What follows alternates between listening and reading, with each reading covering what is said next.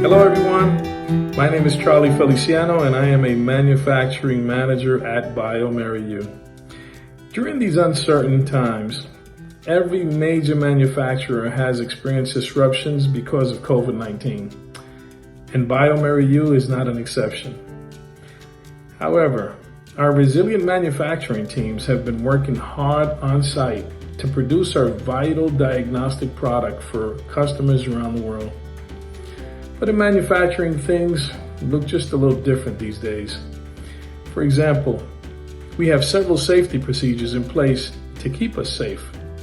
Daily temperature checks prior to entering their facilities, regular hand washing, virtual meetings, mandatory mask wearing throughout the plant, and the obvious social distancing. Besides the teams at bioMerieux, there are essential workers all over the country who continue to work day after day to provide necessary services. Thank you. We're in this with you and appreciate your contributions that support us. Keep safe. We value you.